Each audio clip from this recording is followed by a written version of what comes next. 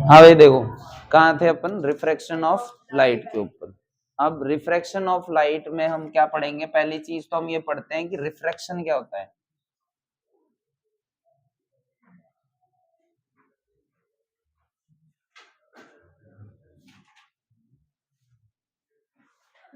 अब रिफ्रैक्शन क्या होता है उसको ध्यान से पढ़ो।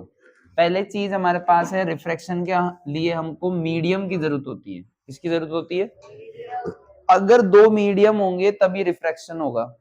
अगर मीडियम एक ही हुआ तो रिफ्रैक्शन नहीं होगा। तब रिफ्लेक्शन हो सकता है, लेकिन रिफ्रैक्शन के लिए हमको केवल किसकी जरूरत होती है? दो मीडियम के लिए। और दो मीडियम होना जरूरी है। मान लो ये मीडियम 1 है और ये मीडियम 2 है। ये मेरे पास एक लाइन है 90 डिग्री, जिसको हम शुरू से क्या बोलते हैं? नॉर्मल।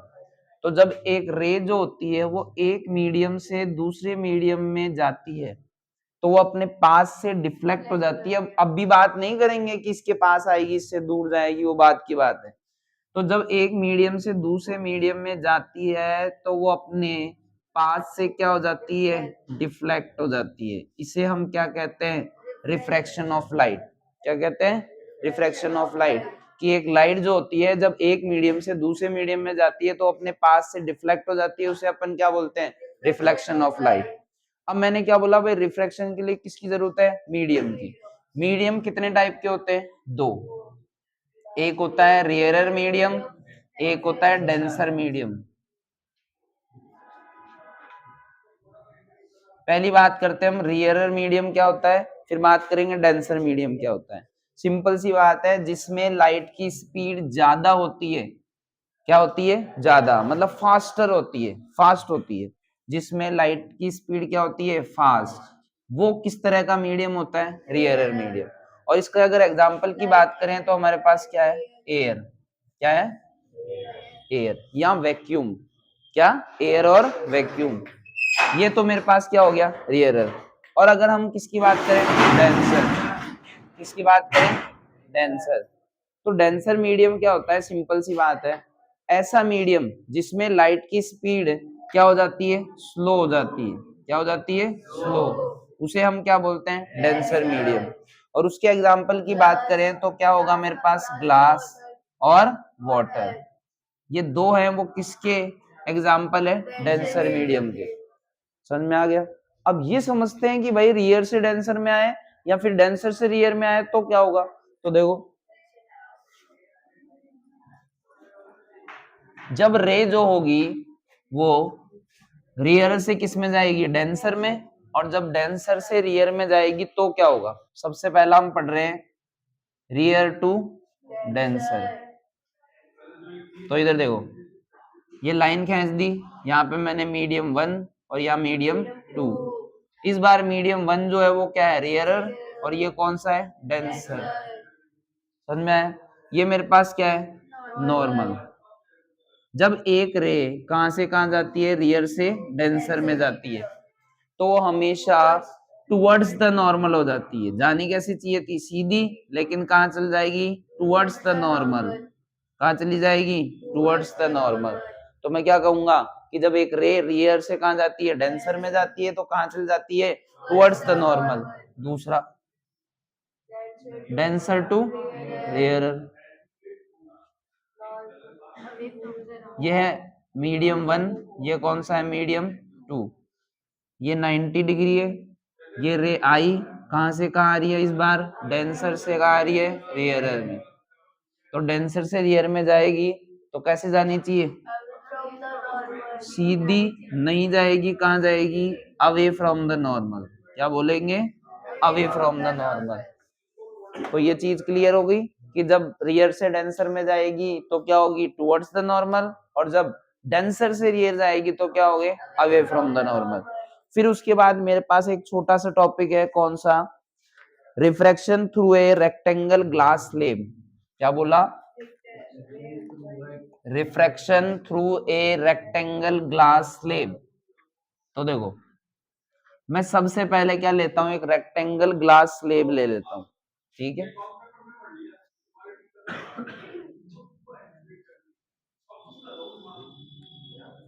ये लो, ये क्या बना दिया मैंने, रेक्टेंगल ग्लास स्लेब। अब इसमें रिफ्रैक्शन पढ़ना है तो मैंने सबसे पहले क्या आना चाहिए मेरे पास, नॉर्मल। समझ में है? अब थोड़ी सी यहाँ पे ये याद रखना कि भैया नॉर्मल दो होंगे, एक तो ये ऊपर एक नीचे, जिस डायरेक्शन में जा रही है ना उस वाले नॉर्मल को लेना है मेरे को, है ना। तो देखो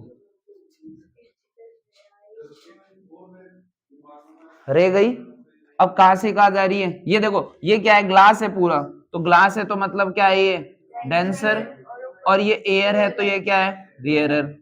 ये पूरा क्या है, डेंसर, और ये क्या है, रेयरर। तो देखो अब कहां से कहा जा रही है, रेयर से डेंसर, बता क्या होगा, रेयर से डेंसर में जाते हैं तो क्या होगा, शांत रहो, फेल कराएगी क्या उसको फिर, हाँ। तो रेयर से डेंसर में जाते हैं तो क्या होता है, टुवर्ड्स द नॉर्मल, और डेंसर से रेयर में जाते हैं तो अवे फ्रॉम द नॉर्मल। हाँ भाई, क्या आ रही है, ये देखो ऐसे जानी चाहिए, लेकिन कहाँ जाएगी, टुवर्ड्स द नॉर्मल। ठीक है, अब ये पूरा एक ही मीडियम है ना, पूरा एक ही मीडियम है, इसमें तो एकदम कहाँ जाएगी, स्ट्रेट। अब बाहर निकलने की बारी आई इसकी, अब वापस ये क्या हो गया, नॉर्मल। अब बताओ कहां से कहां जा रही है, डेंसर से रेयरर, तो कैसे जानी चाहिए, एकदम स्ट्रेट। कहां जाएगा, क्लियर है। अब सुनना, ये वाली रे को क्या बोलते हैं, इंसिडेंट रे। कौन सी बोलते हैं, और इस वाली रे को हम क्या बोलेंगे, रिफ्रैक्टेड रे। समझ में। अब ये जो है वो इसके लिए तो क्या हो गई है, इंसिडेंट रे। और अब जब दोबारा, जब एक रे दो बार रिफ्रैक्ट हो जाए और बाहर निकले तो उसको क्या बोलते हैं, इमर्जेंट रे। क्या बोलते हैं, समझ में आ गई। अब पहली रे कौन सी थी, ये थी। अब पहली रे को अगर मैं बिना मुड़े सीधी लेके जाना चाहूं तो मैं ये चेक करूंगा कि मेरी जो इंसिडेंट रे थी ना और मेरी जो इमर्जेंट रे थी वो एक दूसरे के क्या होगा, पैरेलल। क्या होगा, पैरेलल। बस ये याद रखना इस टॉपिक के अंदर, और ये डायग्राम बनाना आना चाहिए। बोर्ड एग्जाम में ऐसे पूछ लेगा कि रिफ्रैक्शन थ्रू एक ग्लास प्रिज्म का डायग्राम बनाओ या इसको एक्सप्लेन करो, तो अपन को 2-3 लाइन लिखनी है जो मैंने बोला वो, और प्लस डायग्राम बना देना है, एकदम सही। फिर आगे अपन चल रहे हैं लॉ ऑफ रिफ्रैक्शन। कौन सी शिप, नहीं, केवल ये याद रखना है जो बोल रहा हूं। ठीक है, उसके बाद मेरे के पास क्या आता है, लॉ ऑफ रिफ्रैक्शन। क्या आता है, लॉ ऑफ रिफ्रैक्शन, यही है ना।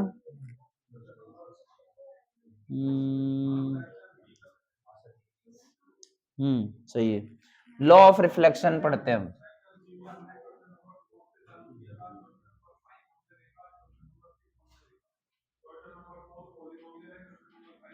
अब देखो, लॉ ऑफ रिफ्रैक्शन, रिफ्रैक्शन के लिए भैया क्या चाहिए, पहले बोल दिया मैंने, दो मीडियम होने चाहिए। ये मीडियम 1 है, ये मीडियम 2 है। एक लाइन खींच दी, रे आ रही है, टकरा रही है, बताओ कैसे जानी चाहिए, सीधी। अब ये कहाँ आएगी, इधर भी आ सकती है, उधर भी आ सकती है, मैं इधर ले लेता हूँ। ठीक है, इसको क्या बोलते हैं, इंसिडेंट रे।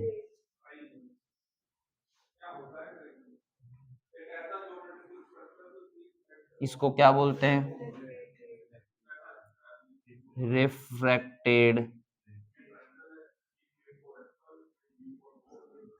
ये मेरे पास क्या है, नॉर्मल।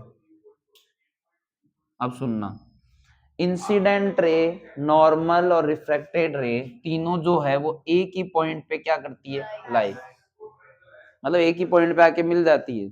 दूसरा, इंसिडेंट रे और नॉर्मल के बीच में एक एंगल बनता है जिसे हम क्या कहते हैं, क्या बोलते हैं, एंगल ऑफ इंसिडेंट।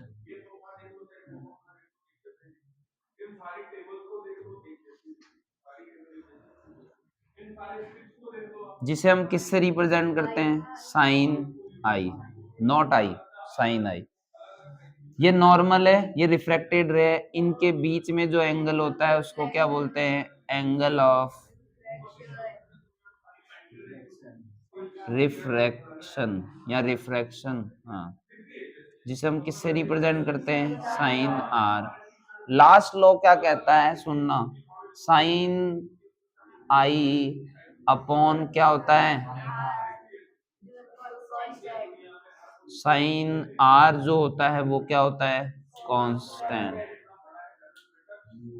इसको हम क्या बोलते हैं, स्नेल्स लॉ। क्या बोलते हैं, स्नेल्स लॉ।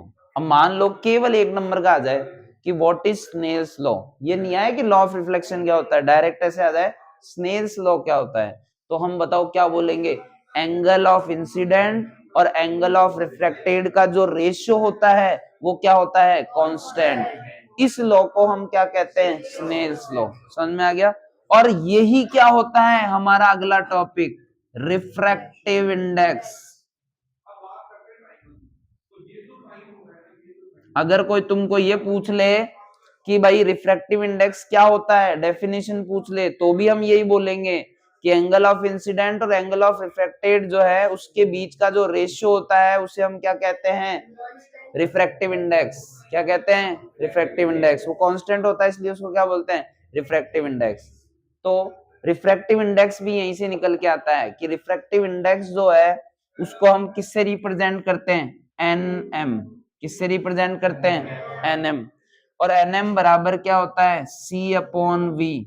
सी अपॉन वी का मतलब पता है क्या होता है, सी का मतलब तो होता है क्या, लाइट की speed, speed of light in air, या मीडियम वन बोल दो रे यार, ठीक है। v क्या होता है, speed of light in second medium, second medium बोल दो। अभी इसको पता है क्यों रखते हैं हम, इसको तो एयर बोल देते हैं, इसको क्यों बोलते हैं, क्योंकि आ रही है वो कहां से आएगी, एयर से। अब दूसरी कोई सी भी कहीं पे भी हो सकती है, मतलब ग्लास के अंदर भी जा सकती है, अपने पानी की वाटर के अंदर भी जा सकती है, इसलिए इसको क्या बोल दिया, मीडियम सेकंड। एनएम बराबर क्या होता है, रिफ्रैक्टिव इंडेक्स। क्या होता है, अब सुनो, मान लो एक क्वेश्चन आ जाए तुमको हमारे पास, सुनना मैं जो बोल रहा हूं। मान लो कोई भी एक ऑब्जेक्ट दे दे और ऐसे बोल दे कि भैया बताओ, मान लो जैसे डायमंड दे दे, ग्लास दे दे, कुछ भी दे दे, बोल दे इसका रिफ्रैक्टिव इंडेक्स इतना है, तो बताओ इसकी लाइट की स्पीड कम होगी या ज्यादा, तो कैसे पता लगाओगे, कैसे पता लगाओगे। मैंने ऐसे बोल दिया कि डायमंड का रिफ्रैक्टिव इंडेक्स 1.33 है, वैसे होता नहीं है, शायद वाटर का है ये, है ना, डायमंड का, हाँ 2.42 है, जैसे मान लो बोल दिया मैंने कि डायमंड का रिफ्रैक्टिव इंडेक्स 2.42 है। अब कोई बोल दे कि बताओ कि इसकी लाइट की स्पीड क्या होगी, कम होगी या ज्यादा, तो कैसे बताओगे। या फिर मान लो दो दो दे दिए ऑब्जेक्ट, एक डायमंड दे दिया एक वाटर दे दिया, और पूछ ले बताओ किसकी लाइट की स्पीड ज्यादा है और किसकी कम है। अब सुनो, अरे मैं तरीका बता देता हूँ, सुनो ध्यान से, इधर सुनो। अरे नहीं रे, खुद का दिमाग नहीं लगाना, जो किताब बोल रही है उसको फॉलो करो। क्या बोल रही है किताब, एन एम बराबर क्या होता है, C upon we. Refractive index क्या होता है, ये लाइट की स्पीड क्या होती है, ये एयर में थोड़ी, जिस चीज में जा रही है उसकी बात करो। बताओ रिफ्रैक्टिव इंडेक्स और इसमें क्या रिलेशन है, एन एम बराबर क्या होता है, 1/v। अगर रिफ्रैक्टिव इंडेक्स बढ़ता है तो लाइट की स्पीड क्या होती है, कम, और अगर रिफ्रैक्टिव इंडेक्स कम होता है तो लाइट की स्पीड क्या हो जाती है, बढ़ जाती है। अब आया समझ में कि दो दे रखे हैं कोई से भी, जिसकी रिफ्रैक्टिव इंडेक्स कम है इसका मतलब उसका लाइट की स्पीड क्या है, ज्यादा, और जिसका रिफ्रैक्टिव इंडेक्स क्या है, ज्यादा, तो उसकी लाइट की स्पीड क्या है, कम। यहां से पता लगाया, अपन ने कोई हवा में बनाया तो है नहीं, यहीं से आया। हाँ भाई, और यहाँ से क्वेश्चन और आ सकता है न्यूमेरिकल कि रिफ्रैक्टिव इंडेक्स दे, या तो रिफ्रैक्टिव इंडेक्स दे दिया और सी अपन को पता है वी पूछ लिया, या फिर ये पूछ लिया, ये दोनों दे दी, कुछ भी हो सकता है। ठीक है, आगे अपन चलते हैं, देखो। हाँ भाई, रिफ्रैक्शन बाय स्पेरिकल लेंस। तो स्पेरिकल लेंस, सिंपल सी बात अगर करें हम कि स्पेरिकल लेंस होता क्या है, तो हम ये कह देंगे कि भैया स्पेरिकल लेंस क्या होता है, एक ऐसा लेंस जिसका रिफ्रैक्टिव जिसका जो कैसा हो, दोनों साइड उसकी क्या होनी चाहिए, कर्व होनी चाहिए, या स्पेरिकल के पार्ट होने चाहिए दोनों साइड। वहां क्या होती थी, मिरर के अंदर एक साइड होती थी कर्व, यहाँ पे कितनी साइड होगी, 2 साइड कर्व होगी। कैसे होगी, अब सुनो कैसे होगी वो भी सुन लो, कहीं ऐसे सोच ले भाई कैसे।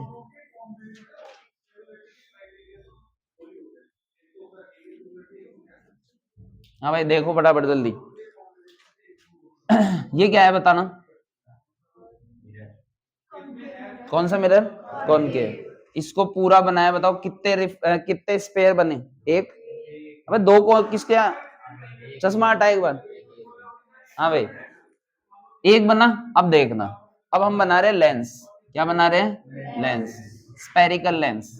कोई सा बना लो, जैसे मैं बना देता हूं concave, sorry convex convex convex. अब एक बात बताओ, ये बना दिया मैंने, ये इसको पूरा बनाओ,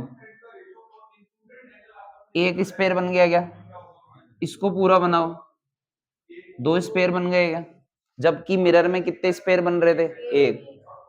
चलो इसमें भी देख लेते हैं, मोटी अंटी में, हाँ सॉरी पतली अंटी में। इसको बताओ पूरा बनाओ, एक बन गया क्या, इसको पूरा बनाओ, 2 बन गए क्या, वहां पे भी 2 बन गए, यहाँ पे भी 2 बन गए।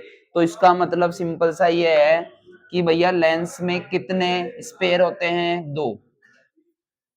समझ में आया। तो स्पेरिकल लेंस जो होते हैं वो मेनली कितने टाइप के होते हैं, 2 टाइप के। स्टार्ट होने से पहले ये बता देता हूं कि लेंस जो होता है वो मिरर का जस्ट अपोजिट होता है, उल्टा हर चीज में। इसलिए अगर किसी को मिरर आ गया समझ में, उसको लेंस आ गया, मतलब ये समझ लेना चाहिए क्यों, जस्ट उल्टा होता है हर चीज में, फॉर्मूले में उल्टा, डायग्राम में उल्टा, हर चीज में। तो देखो सबसे पहले हम पढ़ेंगे कौन सा, कॉन्वेक्स। वहां देखो, वहां पहले कौन सा पढ़ा था, कॉनकेव, तो यहाँ कौन सा पढ़ेंगे, कॉन्वेक्स। और वहां कौन सा पढ़े थे हमने, उसके बाद में कौन सा पढ़ा था, कॉन्वेक्स। तो अब कौन सा पढ़ेंगे, कॉन। अभी से शुरुआत हो गई इसकी पतंग की। हाँ भाई पहले हम कॉन्वेक्स को पढ़ रहे हैं पूरा। पहली बात करते हैं कि कॉन्वेक्स मिरर होता क्या है। तो हम ये कैसे कहेंगे कि ऐसा मिरर जिसके दोनों साइड कैसी हो, कर्व हो, पहली बात। दूसरी बात कि भाई जो इसके कॉर्नर्स जो होते हैं वो तो कैसे होते हैं, थिन, और सेंटर से कैसा होता है, थिक। इसे हम मोटी अंटी भी कहते हैं, क्या कहते हैं, मोटी अंटी। और इसका मोटी अंटी का नेचर क्या है, सबको बुला बुला, खुद तो खाना खा के मोटी हो गई, पड़ोसियों को सब बुला रही है, भाई आ जाओ खाना खाओ, मतलब बुलाने का काम करती है, मतलब रे को लेकर आने का काम करती है।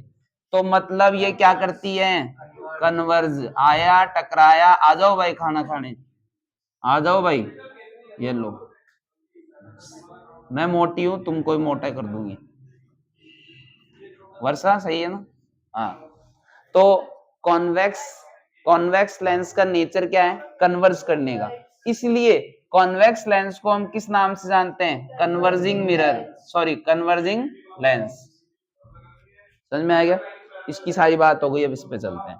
लिखा हुआ है कॉनकेव, तो हम ये कहते हैं कि ये कॉर्नर से तो कैसे होता है, कॉर्नर से कैसा होता है, थिक, और सेंटर से कैसा होता है, थिन।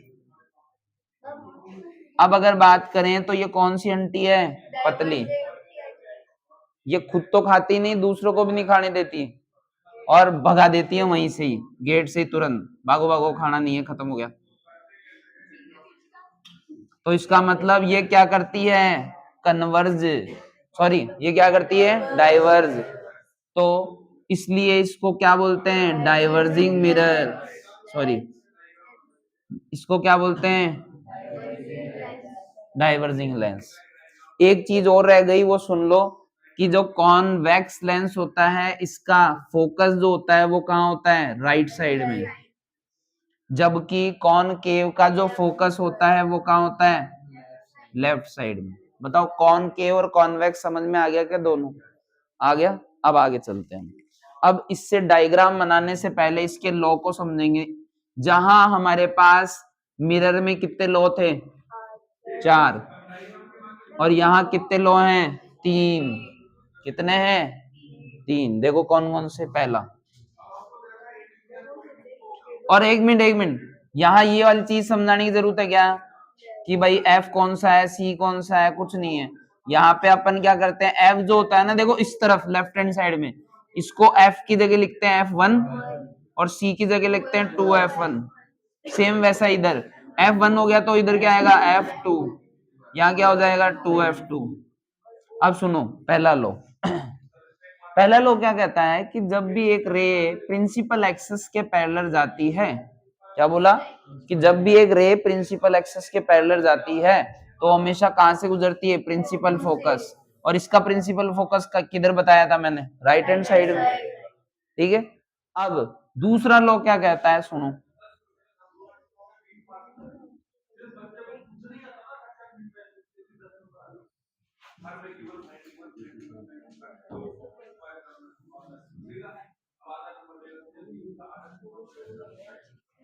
हाँ भाई, दूसरा लॉ क्या कहता है कि जब भी एक रे कहां से जाती है? कहां जाती है? कहां जाती है? F से। तो कैसे हो जाती है? पैरेलल। कैसे हो जाती है? पैरेलल। हो गया तीसरा लॉ। और सुनो, इसको है ना तुम भूल ही जाओ तो अच्छा है।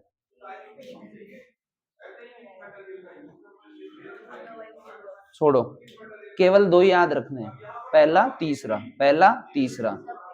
सब में यही लगेगा, आज बोल रहा हूं, अभी बोल रहा हूं। केवल पहले डायग्राम को छोड़ के बाकी सब में यही लगेगा, है ना। तो देखो कैसे, तीसरा याद रखना है अपन को। तीसरा क्या है कि जब ये F1 हो गया, ये 2F1 हो गया, ये F2 हो गया, ये 2F2 हो गया। लास्ट लॉ क्या कहता है कि जब भी एक रे जो होती है वो ऑप्टिकल सेंटर से गुजरती है, यहाँ पे पोल नहीं बोलते, इसको ऑप्टिकल सेंटर बोलते हैं।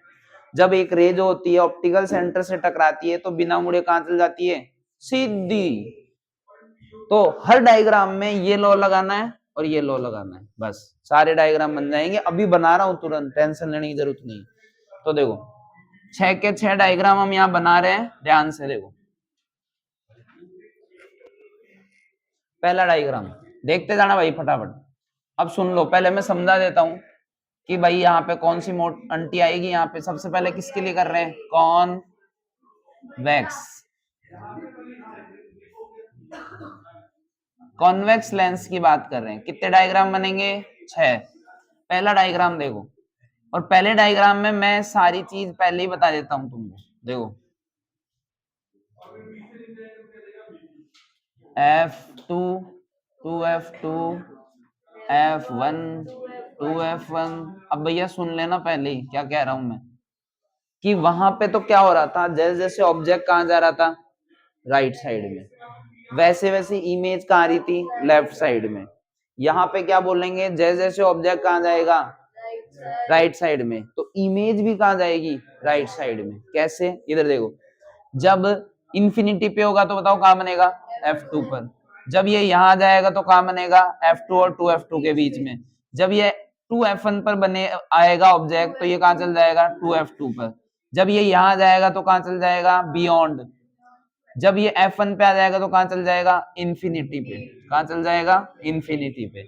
और जैसे ये इसके बीच में आएगा तो कहां जाएगा? लेंस के सामने एकदम। क्लियर हो गया? अब देखो एक एक डायग्राम बना रहे हैं। इन्फिनिटी वाले में तो सबसे इजी होता है।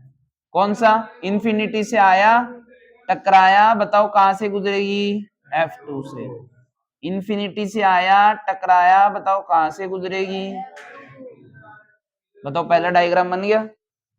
सब कुछ अपन को पता है कि भैया कहां बन रहा है? F2 पर बन रहा है। कैसा बन रहा है? डॉट्स लाइक स्ट्रक्चर बन रही है, पॉइंट साइज बन रहा है। कैसा बन रहा है? रियल बन रहा है। रियल के साथ में क्या होता है? इन्वर्टेड। इन्वर्टेड का मतलब अगर ये AB है तो ये भी क्या होगा? BA। दूसरा डायग्राम बताओ कहां बनेगा दूसरा? जल्दी जल्दी बोलते जाओ। हैं? हाँ, बियॉन्ड 2F1 यहां से लेके आ रहा हूं भाई। आया, टकराया, और बताओ कहां से गुजरेगा। अब बताओ कौन सा लॉ लगाऊं। पहला तो नहीं लगा सकता, पहला लगाऊंगा तो वापस F1 F2 से कट जाएगा। मुझे पता है इन दोनों के बीच में कटना चाहिए। बताओ कौन सा लॉ लगाऊं, कौन सा लॉ लगाऊं। बताओ बन गया क्या। तीसरा डायग्राम।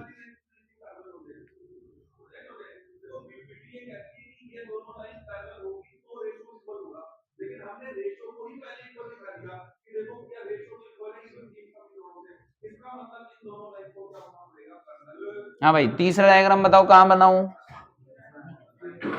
2F1।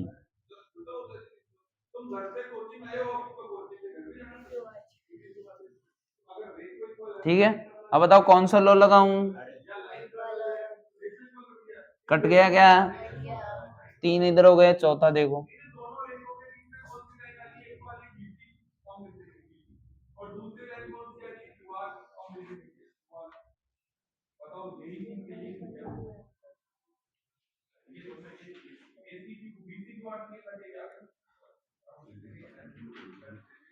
हाँ भाई, दूसरा क्या है, यहां से आ रहा है, यहां टकराया। बताओ कहां से गुजरेगी, कहां बनेगा रे।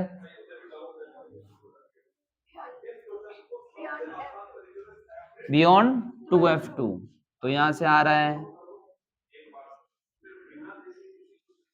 कहां बन जाएगा, बियॉन्ड 2F2।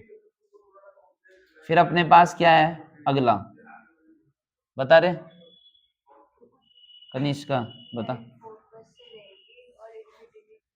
कहां बनेगी, पहले तो ये बता। मतलब F1 बोला कर, फोकस कौन है, हम नहीं जानते किसी फोकस को। हाँ भाई, इधर क्या है F2, इधर क्या है 2F2। बताओ कहां से लेके आऊं, F1 से आ रहा है, टकरा रहा है, और कहां से गुजरेगा। दूसरा रे लेकर आऊं तो क्या हो जाएगा, इन्फिनिटी पे जाके कट जाएगा, काट देना। लास्ट क्या है अपने पास,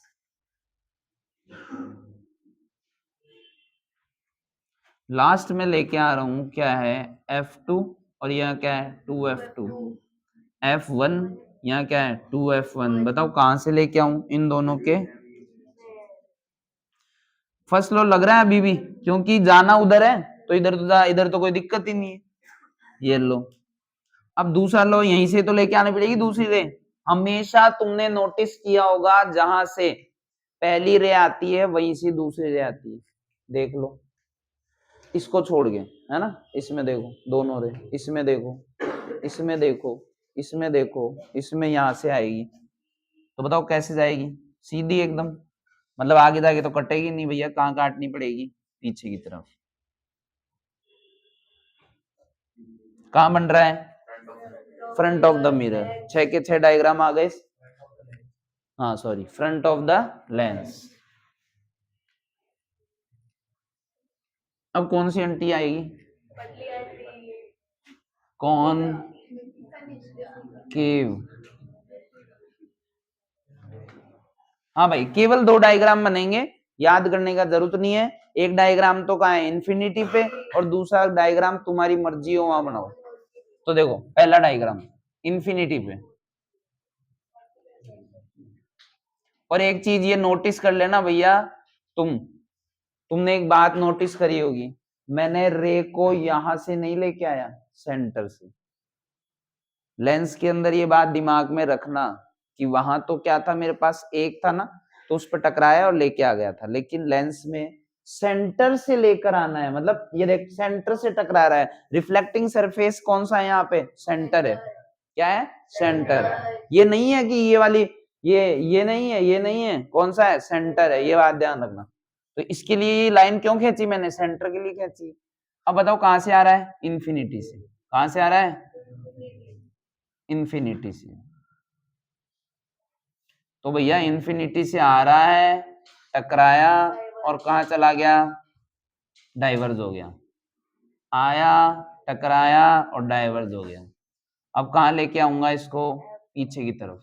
इसको भी कहाँ लेके आऊंगा, पीछे की तरफ। तो कहाँ बन गया, F1 पर बन गया दूसरा डायग्राम। तुम बोलो कहाँ बनाऊं दूसरा डायग्राम, बोलो बोलो फटाफट,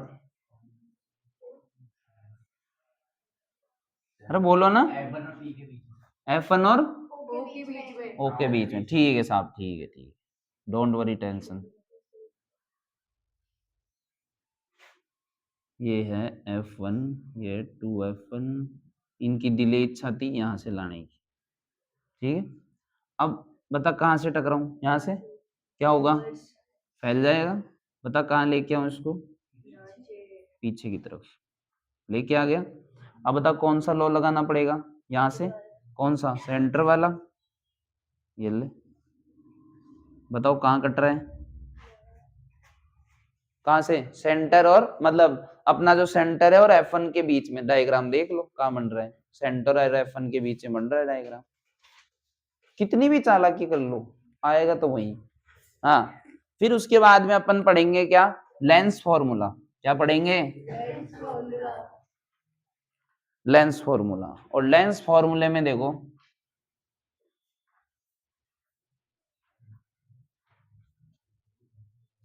लेंस फॉर्मूले में अपन को पता है भैया 1/f बराबर 1/v माइनस 1/u। वहां पे मिरर में प्लस था तो यहाँ पे क्या है माइनस। एक एक चीज के बारे में हमको पता है कि f तो क्या होता है फोकल लेंथ, v क्या होती है और u क्या होती है ऑब्जेक्ट डिस्टेंस, ठीक है। अब यहाँ पे अपने पास क्या है भैया, मैग्निफिकेशन। क्या है, फॉर्मूला क्या होता है, m बराबर h डैश अपॉन h बराबर प्लस v अपॉन u। वहां पे माइनस v अपॉन u था, यहाँ क्या है प्लस v अपॉन u। एक बात और कि मैग्निफिकेशन की डेफिनेशन कल भी बताई थी, आज ही बता रहा हूं कि किसी भी ऑब्जेक्ट या इमेज की जो हाइट का रेशियो होता है उसे हम क्या कहते हैं, मैग्निफिकेशन। क्या कहते हैं, मतलब दोनों की हाइट का जो रेशियो है वो क्या कहलाता है, मैग्निफिकेशन। हो गया। अब यहाँ पे इन सब चीजों को जानते हो, v क्या होता है इमेज डिस्टेंस, u क्या होता है ऑब्जेक्ट डिस्टेंस, h क्या होता है हाइट किसकी, ऑब्जेक्ट की, ये किसकी हाइट है इमेज की, m क्या है मैग्निफिकेशन। अब चलो भाई वापस कल वाली चीज पे। अगर m क्या आ जाए माइनस में तो बताओ क्या होगा, उसकी नेचर क्या होगी, रियल और इन्वर्टेड। अगर m की वैल्यू प्लस में आ जाए तो क्या होगी, वर्चुअल एंड इरेक्ट। अगर m की वैल्यू 1 के बराबर आ जाए तो h डैश क्या होगा, h के बराबर। अगर m की वैल्यू 1 से कम आ जाए तो h डैश क्या हो जाएगा, कम, किससे, h से। अगर m की वैल्यू 1 से बड़ी आ जाए तो h डैश जो है वो क्या हो जाएगा, बड़ा हो जाएगा, किससे, h से। हो गया। एक लास्ट छोटा सा पॉइंट और है शायद, पावर ऑफ लेंस लास्ट में। क्या है, पावर ऑफ लेंस। पहले तो डेफिनेशन सुनो, डेफिनेशन क्या होती है पावर ऑफ लेंस की, किसी भी लेंस की वो पावर जिससे वो क्या कर सके, रे को कन्वर्ज और डाइवर्ज कर सके, वो उसकी क्या कहलाती है, पावर ऑफ लेंस। दोबारा समझ लो कि किसी भी लेंस की वो पावर जिससे वो क्या कर सके, रे को कन्वर्ज कर सके या डाइवर्ज कर सके, वो उसको क्या कहलाता है, पावर ऑफ लेंस। क्या कहलाता है, power of lens. Power of lens का फॉर्मूला क्या होता है, P बराबर 1/f, और f किस में होना चाहिए, मीटर में।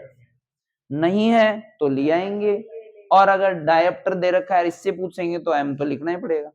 अब आ जाओ P, पावर ऑफ लेंस का जो ऐसा यूनिट होता है वो क्या होता है, डाईऑप्टर। क्या होता है, हेलीकॉप्टर मत कर देना, डाईऑप्टर। क्या, डाईऑप्टर। इसमें भी दो बात है कि अगर पावर ऑफ लेंस जो है प्लस में हो या पावर ऑफ लेंस माइनस में हो।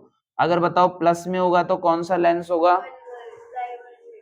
अरे डाइवर्जिंग कन्वर्जिंग नहीं, कॉन्वेक्स कॉनकेव में बताओ। बताओ प्लस है तो कौन सा होगा, कॉन्वेक्स।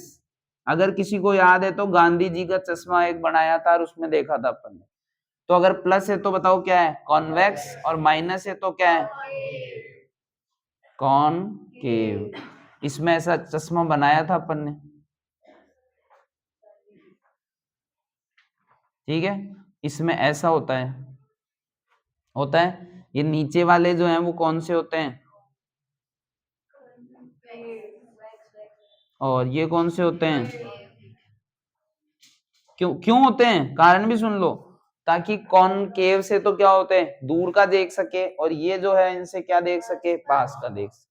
समझ में आ गई, ये अपना चैप्टर क्या हो गया, खत्म। समझ में आया, इस चैप्टर के कोई भी न्यूमेरिकल या कुछ भी हो तो आज खुद करना, और बच जाए तो मेरे से पूछ लेना, ठीक है। बंद कर, एक बार बंद कर, हाँ अब बोल।